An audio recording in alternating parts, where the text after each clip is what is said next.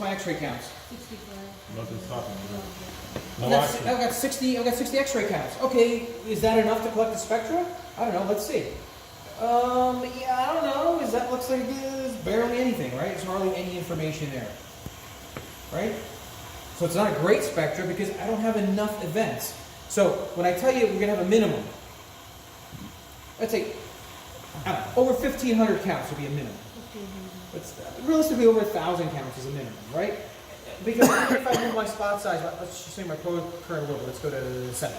So that gives me a little bit more probe current.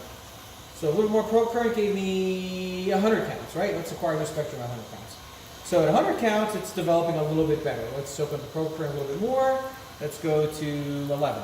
Right, at probe current 11, it's giving me, I don't know, information where I can actually see information now.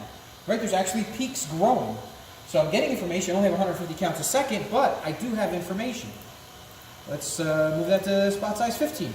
At spot size 15, I have 300 something counts a second. So that's even better, right? So the counts continuously, get better and better and better. If I open it up like I was a second ago, now I've got 6,000 counts. Look how quickly the spectra is growing, right? It's growing that much faster. More information, more X-ray events. That's why before we started all this, I was like, probe current 20. On this aperture, because it's a very small aperture. If we start changing apertures, then yes, we could play with the probe current again, because the aperture simulates opening the aperture, closing the probe current. There's give and takes here. There's a lot of principles that are involved. That's kind of like why it was good having the microscope sitting here for a couple of months. You guys just throwing samples in, doing boring work, because now the real fun is really going to start. There's a lot of stuff going on right now. And I really haven't talked about any of the software. All I'm talking about is just one little line of it, right? Yes. I want you to get that ratio ingrained in your head. Counts per second, percentage of dead time. How many counts per second do you have right now? You want 40,000, right? No. I don't want 40,000. We can get 40,000, do X-ray maps, but for doing normal EDS, we could do this too. We could operate like this all day long as well. Yeah. Because X-ray maps are looking at pixel resolution, that's why I said we can have 40,000 counts. I'm looking at spectral resolution, I was looking at pixel resolution. But these principles might be a little bit down the road, let's say. So for now, we're going to leave this, change the probe current here to the largest size, and that should give you roughly 5,000 to 6,000 counts a second. We're way happy with that. We can do everything with that, but just know those ratios can change if we change the condition of the microscope. Yes. Dan, for instance, does all his work right where we are right now. Dan doesn't like changing his conditions. Okay. He doesn't play with X-ray maps too much. Okay. All right, so just to give you like an example, if you went over to Dan's and started talking to him about some of these things, he's like, oh, I don't do that. Oh, I don't do that. I just do this. Because this condition you can do 80% of your work. Okay. Maybe 90% of it, I don't know. There's too many variables in X-ray analysis. Okay? So let me get this straight. For X-ray mapping, you want more counts the better. One and counts per second 40,000 max. More the better. With the more the better. Yeah, I do. I don't want to give you an exact number there because there isn't an exact number. For X-ray maps, you want the most amount of counts you can get. But again, it's going to work at 6,000 counts. If I decide to map this right now, right? Let me map this right now. So let me just click on my map window.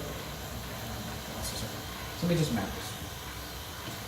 Okay. Now we're getting 6,000 counts a second. This map is developing. I'm going to do one sweep. Okay, because I'm going to show you the difference.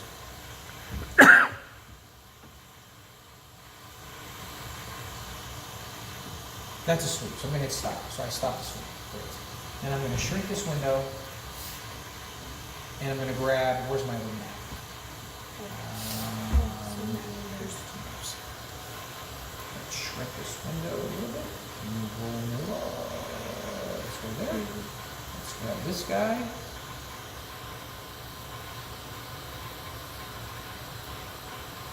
It's your Windows operating system, so it gives you a lot of stuff. Okay, so this X-ray map was at 40,000 counts a second. This X-ray map was at 6,000 counts a second, right? And they were both one sweep each, right?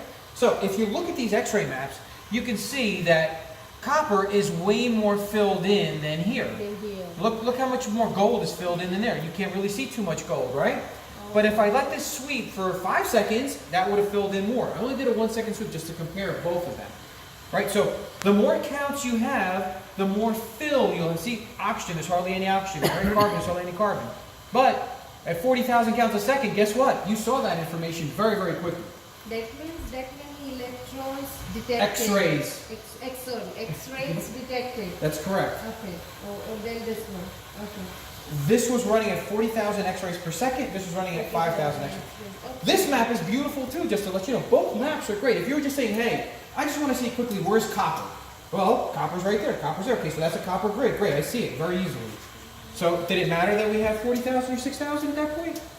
No, it didn't. But if you're saying, I want to see where all the carbon is sitting, well, guess what? I have a lot of carbon right here in this little splotch right there. Well, there's a lot of carbon there.